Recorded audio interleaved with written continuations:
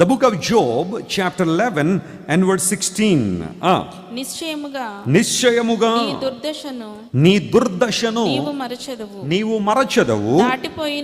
దాటిపోయిన పారు నీటిని జ్ఞాపకము చేసుకొనున్నట్లు నీవు దానిని ఏం చేస్తావు? జ్ఞాపకం చేసుకుంటావు అన్నాడు. దాటిపోయిన నీరు ఎలాగైతే ఒక్కసారి ప్రవహించింది మరలా వెనుకకు తిరిగి రాదో, నీ దుర్దశను కూడా నువ్వు అలాగే మర్చిపోతావని దేవుని లేఖను సెలవిస్తాం. దేవుని స్తోత్రం చెప్పండి. హల్లెలూయా. ఎంతమంది తమ దుర్దశను మరాలని కోరుకుంటున్నారు ఈ రోజున? చాలామంది తమ దుర్దశను మరిచిపోలేక, మరుపుకు రాలేక ఆ పాత జ్ఞాపకాలే వారిని వెంటాడుతున్నాయి. పాత జ్ఞాపకాలే వారిని హాంట్ చేస్తున్నాయి. పాత జ్ఞాపకాలే వారిని గలిబిలి చేసేస్తున్నాయి. పాత జ్ఞాపకాలే వారిని కృంగదీస్తుంటే దైవజనుడైన అక్కడ జోఫర్ అనబడే వ్యక్తి, నయమాతీయుడైన జోఫర్ అనబడే వ్యక్తి యోబుతో మాట్లాడుతున్నాడు. నిశ్చయముగా నీకు కలిగిన దుర్దశను నువ్వేం చేస్తావు? మరిచిపోతావు అని బైబిల్లో మనం చూస్తున్నాం ప్రియులారా. దుర్దశ అనే మాట హిబ్రూ భాషలో అమాల్ అనే పదం వాడారు. అమాల్ అనే పదం, అమాల్ అనే మాటకు అర్థం ఏంటంటే వరి, చింత, చీకు అనే పదం వస్తుంది. ఆ తర్వాత ఇంకొక మాట ఏంటంటే యువర్ పెయిన్, కూడా నీకు కలిగిన బాధ, నొప్పి ఏదైతే ఉందో దాన్ని కూడా నువ్వు మరిచిపోతావు. దేవుడు నీకు వాటిని మరుపుకు తీసుకొస్తాడు. అవి నిన్ను వెంబడించవు. పారు నీటిని ఒక్కసారి మనం చూసిన నీళ్లు మళ్ళా వెనక్కైతే ఎలా తిరిగి రావో, నీకు కలిగిన దుర్దశ కూడా అలా ప్రవహించుకుంటూ పోతుంది. నువ్వు మరలా వాటిని జ్ఞాపకం చేసుకోవాల్సిన అవసరత లేదు. జోఫర్ అనబడే వ్యక్తి, యోబు జీవితం మనందరికీ కూడా చక్కని ఆదర్శమే. అప్పటిదాకా బాగున్న జీవితం ఒక్కసారిగా తలక్రిందులైపోయింది.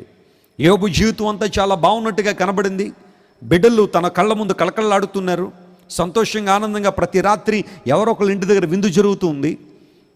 ఒంటెలతో, గాడిదలతో, ఆ తర్వాత గొర్రెలతో, పశువులతో చాలా చక్కగా విలాసవంతమైన జీవితాన్ని జీవిస్తున్న యోబు జీవితం ఒక్క రాత్రిలో, ఒక్క రోజులో తలక్రిందులైపోయింది. అన్నీ పోయినాయి. అయినప్పటికీ కూడా యోబు వచ్చి అంటున్నాడు, యెహోవా ఇచ్చును, యెహోవా తీసుకుని పోయెను, దేవుని నామమునికే స్తుతి కలుగునుగాక. Blessed be the name of God. అన్నీ ఉన్నప్పుడు దేవుని స్తుతించాడు, దేవునికి దహనబలి అర్పించాడు, ప్రతిరోజు దేవునికి మనసుతో బ్రతికాడు. ఏమీ లేనప్పుడు కూడా అలాగే దేవుని స్తుతించడం ప్రారంభించాడు. సాతానికి నెమ్మదిగా లేదు.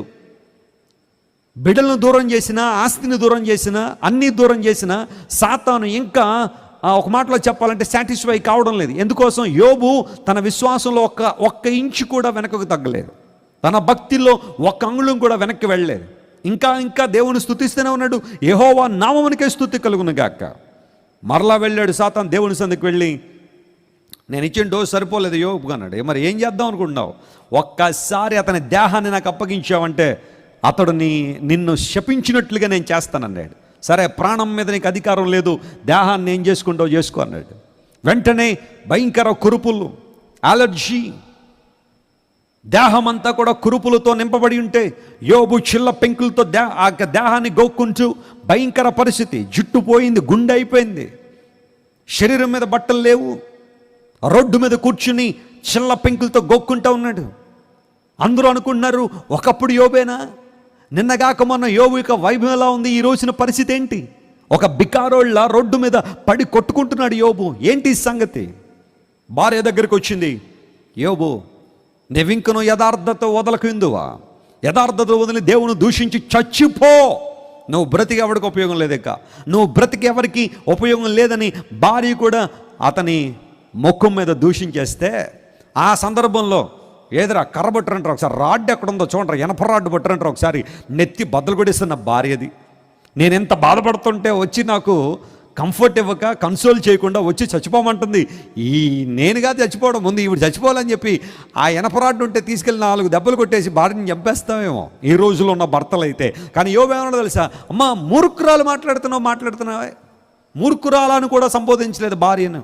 తన నోటి మాట ద్వారా కూడా పాపం చేయకుండా తన పవిత్రతను కాపాడుకున్న యోబు కృంగిపోయి వేదంలో, దుఃఖంలో ఆ చిల్ల పెంకులు తీసుకుని శరీరాన్ని గోక్కుంటా ఉంటే స్నేహితులకు తెలిసింది. వాళ్ళు ముగ్గురు వచ్చారు. ఎలీఫజు, బిల్దదు, జోఫర్ అనే ముగ్గురు స్నేహితులు వచ్చారు. దూరం నుండి యోబుని చూశారు. దగ్గరికి వెళ్దాం వద్దా అని చెప్పి 7 రోజులు ఆగిపోయారట వాళ్ళు. దగ్గరికి వెళ్ళి ఎలా కన్సోల్ చేయాలి, ఎలా యోబుని ఆదరించాలి, ఈ స్థితిలో అతను ఎలా ఆదరించాలని చెప్పి యోబు ఒక రోజున బాధపడుతుంటే దూరంగా 7 రోజులు చూశారు కానీ దగ్గరికి వెళ్ళలేదు ఆ స్నేహితులు. 7 రోజుల తర్వాత కొంచెం ధైర్యం చేసి దగ్గరికి వెళ్ళి యోబుతో మాట్లాడడం ప్రారంభించారు. It was a dialogue between Job and his friends. యోబు గ్రంథంలో చాలా అధ్యాయాలు యోబుకి మరియు తన స్నేహితులకి మధ్య జరిగిన కాన్వర్జేషన్ అంతా కూడా క్లియర్గా రాయబడింది. చివరిలో దేవుడు ఎంటర్ అవుతాడు ఆ కాన్వర్జేషన్లో, ఆయన చెప్పాలన్న మాటలు చెబుతాడు. ఆ సందర్భంలో జోఫర్ అంటున్నాడు, యోబు, I'm proclaiming on behalf of God. దేవుని పక్షంగానే మాట్లాడుతున్నాను. నీకు కలిగిన దుర్దశ, నీకు కలిగిన చింత, నీకు కలిగిన బాధ నువ్వు మర్చిపోతావు. దేవుని నామమున స్తోత్రం చెప్పండి. హల్లెలూయా. ఈ రోజున దేవుని సేవకునిగా నేను కూడా అదే ప్రకటిస్తున్నాను. నీకు కలిగిన దుర్దశ నీకు మరుపుకు రాబోతుంది. హల్లెలూయా. నీ గతం నేను వెంటాడుతుందేమో, నీ గత జీవితంలో నువ్వు చేసిన కార్యాలు ఎప్పటికీ నేను వెంటాడుతున్నాయేమో. ఎప్పుడో 10 సంవత్సరాల క్రితం లేదా 5 సంవత్సరాల క్రితం, 3 సంవత్సరాల క్రితం నువ్వు చేసిన ఒక చిన్న పొరపాటు ఇంకా నీ కుటుంబంలో గలిబిలి రేకెత్తిస్తుందేమో. యవనస్తుడా, నువ్వు యవన కాలంలో తీసుకున్న కొన్ని అనాలోచిత నిర్ణయాలు ఎప్పటికీ కూడా నేను వెంటాడుతూనే ఉన్నాయేమో. ఆ ఒక్క తప్పుడు పని నేను చేయకుండా ఉండుంటే, ఆ ఒక్క తప్పుడు నిర్ణయం నేను తీసుకోకుండా ఉండుంటే ఎంత బాగుండేదని ఒకవేళ ఇప్పటికీ నువ్వు ఏడుస్తున్నావేమో. బైబిల్ సెలవిస్తూ ఉంది, నిశ్చయముగా దేవుడి ఉద్దేశ్యం, ఆయన యోచన స్థిరమైనది. నువ్వు నమ్మి ఆయన పాదాల దగ్గరకు రాగలిగితే, ఆయనకు నీ జీవితాన్ని సమర్పించగలిగితే, బైబిల్ సెలవిస్తూ ఉంది, నీకు కలిగిన బాధ, నీకు కలిగిన చింత, నీకు కలిగిన చీకు, నీకు కలిగిన ఆ దుర్దశ నువ్వు మరచి, పారు నీరు ఏ విధంగా ప్రవహించుకుంటూ పోతుందో నీ దుర్దశ కూడా అలాగే నీటిలో కొట్టుకుపోబోతుంది. దేవుని నామమున స్తోత్రం కలుగును గాక. వరద వచ్చినప్పుడు అన్నీ ఏమైపోతాయి చెప్పండి? కొట్టుకుని పోతాయి. వరద ఉధృతంగా వచ్చినప్పుడు ఇళ్ళు కానీ కొన్ని సందర్భాల్లో రాళ్ళు కూడా తేలిపోతాయట. వరదలో రాళ్ళు కూడా కొట్టుకుని వచ్చేస్తూ ఉంటాయి. అంత బలీయమైన వరద. నేను మాట్లాడుతుండే రాత్రి దేవుని యొక్క కృపా వర్షంలో ఆ వరదలో నీ గత జీవితం అంతా కొట్టుపోవును గాక. ఈ రోజు నుండి మరలా నీ గత జీవితం నేను వెంటాడుకుండును గాక. హల్లెలూయా. బైబిల్ సెలవిస్తూ ఉంది, వెనుకనున్నవి మరచి ముందున్న వాటి కొరకు మనం ఏం చేద్దాం? వేగిరపడదాం. Forget the past and look at the things ahead of you. నీ ముందున్న విషయాల మీద దృష్టి నిలుపు. ఎప్పుడు కూడా నువ్వు వెనకకు చూస్తూ ఉంటే నువ్వు ముందుకు ఎప్పుడు సాగిపోతావు. ఒక మంచి బుల్లెట్ కొనుక్కున్నామండి, ఎన్ఫీల్డ్ బుల్లెట్. చక్కగా బుల్లెట్ కొనుక్కొని సీటు మీద కూర్చుని రాజమండ్రి నుండి కాకినాడ ప్రయాణాన్ని మొదలుపెట్టాం. అయితే ప్రతిసారి ఇలా వెనక్కి తిరిగి నడుపుతున్నాం అనుకోను బండి. మనం వెళ్ళేది కాకినాడ, లేకపోతే కాకినాడ జనరల్ హాస్పిటల్కి వెళ్తామా? ఖచ్చితంగా జనరల్ హాస్పిటల్లో బెడ్ మీద ఉంటావు. ఎందుకోసం? నువ్వు ముందు చూసి నడపట్లేదు కానీ ఎటు చూసి నడుపుతున్నావు? వెనక చూసి నడుపుతున్నావు బండి. వెనకకి చూడొచ్చా అంటే ఒకవేళ అప్పుడప్పుడు చూడొచ్చేమో. ఆ మిర్రర్లోంచి వెనకాల వాహనాలు ఏమొస్తున్నాయో వాటిని ఎలా తప్పించుకోవాలో చూడడంలో పొరపాటు లేదు. కానీ మొత్తం బండి నడపడం అంతా వెనకాల తలకాయ పెట్టి నడుపుతున్నావు అనుకో, నువ్వు వెళ్ళేది కాకినాడ కాదు, జనరల్ హాస్పిటల్ ICU బెడ్లో ఉంటావు. చాలామంది జీవితాల్లో ముందుకు సాగలేకపోవడానికి కారణం వారి దృష్టి అంతా ఎప్పుడు వెనుక వైపే. ఇశ్రాయేలీలు 40 సంవత్సరాల అరణ్యంలో తిరగడానికి కారణం ఏంటో తెలుసా? వారి దృష్టి అంతా ఎప్పుడు ఎక్కడుంది? వెనుక వైపే. ఎప్పుడైనా కొంచెం ఆహారం దొరకకపోతే, అయ్యో ఐగుప్తులో మాకున్న కీరకాయలు, ఉల్లిగడ్డలు, ఆలుగడ్డలు ఎంత చక్కగా మాకు గుర్తొస్తున్నాయి. గత జీవితాన్ని ఎప్పుడు తలచుకొని కుమిలిపోవడం, ఆ గత జీవితమే బాగుందనుకోవడం. చాలామంది జీవితాల్లో పురోగవృద్ధి రాకపోవడానికి కారణం అదే. ప్రగతిని సాధించలేకపోవడానికి కారణం గత జీవితాన్ని పట్టుకుని వేలాడుతున్నావు. ఈరోజు నువ్వు ఎవరైనా సరే మాటలు వింటున్న నీవు నీ గత జీవితాన్ని సమాధి చేసేయి. Bury your past. ఏమంటే సమాధి చేసిన తర్వాత మళ్ళీ రోజు తవ్వి చూస్తారండి ఎవరైనా? ఎవరినో తీసుకెళ్ళి సమాధి చేసాం, వాళ్ళు మనకి ఎంత ఇష్టమైన వ్యక్తులైనా బయట నుండి సమాధి చూసి వెళ్ళిపోతారు తప్ప, మా నాన్నగారు చనిపోయారండి ఒకసారి తవ్వి చూసుకుంటారని చెప్పి రోజు గడ్డపొర పట్టుకొని తవ్వుతూ ఉంటావా? గత జీవితాన్ని రోజు తవ్వితే ఏమవుతుంది? దుర్వాసన వస్తుంది. గత జీవితాన్ని రోజు తవ్వడం ద్వారా భయంకరమైన స్మెల్ వస్తుంది దానిలోంచి. తవ్వద్దు, అలా వదిలేసి. Of course your past is so worst. Of course your past is so terrible and horrible. Your past is so pathetic. నీ భయంకరమైన గతం చాలా కన్నీళ్లతో నింపబడిందే, విషాదమైన సంఘటనలతో ఉన్నదే, తప్పుడు తడకలతో నిర్ణయాలతో నింపబడిందే కావచ్చు. కానీ దేవుని వాక్యం సెలవిస్తూ ఉంది, don't look to your past and focus on future. నీ ముందు ఉంచబడిన పందెపు రంగులో ఓపికతో పరిగెత్తు. నీ ముందు ఒక బహుమానం ఉంది. నీ ముందు దేవుడు ఒక బహుమానాన్ని ఉంచాడు. ఆ బహుమానం సాధించినట్లుగా, ఆ బహుమానం పొందుకున్నట్లుగా పరిగెత్తు ముందుకే.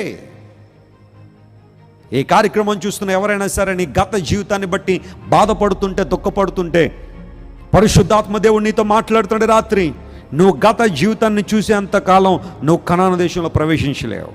ఐగుప్తు నీ గుండెల్లో, నీ మనసులో, నీ ఆలోచనలో ఉన్నంత కాలం వాగ్దాన భూములు నువ్వు ప్రవేశించలేవు. నాటని చెట్లు, త్రవ్వని బావులు, కట్టని ఇళ్ళు నువ్వు చూడలేవని దేవుని వాక్యం సెలవిస్తూ ఉంది. Don't look behind, look forward. ముందుకే చూడు, ముందుకే చూడు. ప్రభు నీకు మేలు చేస్తాడు, అద్భుతాలు జరుగుతాయి. నీ దుర్దశను మరుస్తావు యోబు. ఒకరోజు రాబోతుంది నీ జీవితంలో, దేవుడు నీ తలెత్తబోతున్నాడు. నీ దుర్దశ అంతా కూడా పారు నీరు ప్రవహించినట్లుగానే పోబోతుంది. దేవుడు నేను మరలా జ్ఞాపకం చేసుకుంటాడు. 42వ అధ్యాయం దగ్గరికి వచ్చేసరికి దుర్దశ మరిచాడా లేదా యోబు? పూర్వ వైభవం కంటే గొప్ప వైభవం దేవుడు ఇచ్చాడా లేదా? ఒకవేళ ఆ స్థితిలో ఉన్నప్పుడు యోబు ఆ మాట విన్నప్పుడు విశ్వాసంతో ఆ మాటను స్వీకరించి ఉంటాడు. 42వ అధ్యాయం దగ్గరికి వచ్చేసరికి యోబు కోల్పోయిన దానికి దేవుడు ఎవరినిచ్చాడు చెప్పండి? డబల్ ఇచ్చాడు. 2 ఆశీర్వాదం, డబుల్ మెజర్ ఆఫ్ బ్లెస్సింగ్. దేవునికి 2 దీవెన. బిడ్డలు పోయారు, మరలా 10 మంది బిడ్డలను ఇచ్చాడు. ఆస్తి ఏదే పోయిందో మొత్తం అంతా ఆస్తి ఇచ్చారు. అంటే భార్య ఒకటి 2 భార్యలు ఇవ్వలేదు అనుకోండి, ఆ విషయంలో డబల్ అవ్వలేదులేండి, దేవునికి స్తోత్రం.